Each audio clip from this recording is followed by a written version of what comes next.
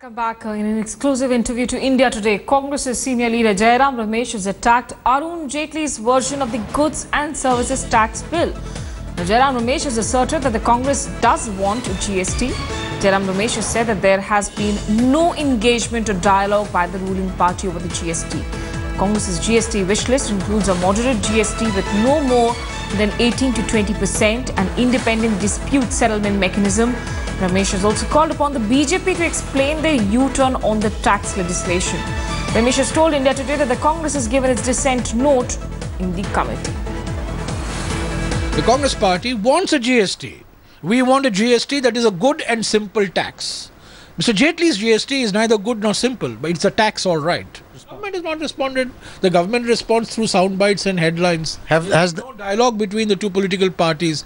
Congress party wants a GST, a moderate GST, no more than 18 to 20% at most, a GST that protects the revenues of panchayats and nagarpalikas, a GST that has an independent dispute settlement mechanism, a GST that does not have an additional surcharge of 1% as it exists today, and a GST that also ensures that the compensation of states is fully assured over the next 5 years.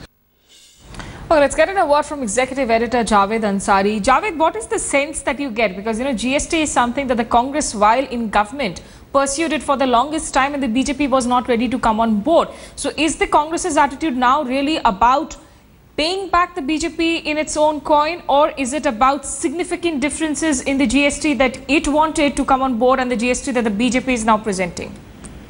Smita, it's a bit of both. Like in all such cases, the truth lies somewhere in between. It is a fact.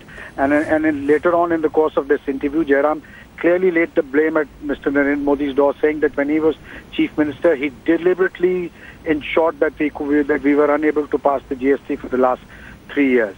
But he did also hold out hope, saying that we have we have some certain differences.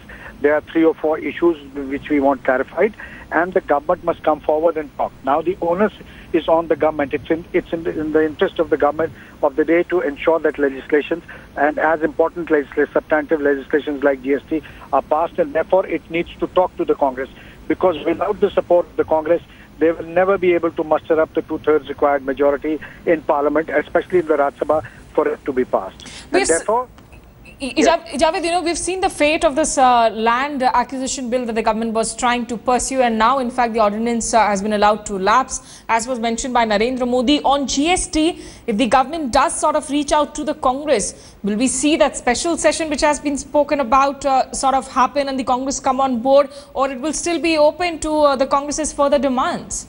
Look, my sense of it is that the Congress will come around to GST, but the government will have to take the initiative of consulting them, and out of the 5 issues that the Congress has raised, the government will have to concede on a few. If the government is prepared to do that, I think there is the view in the Congress party is that they will eventually come around to supporting GST.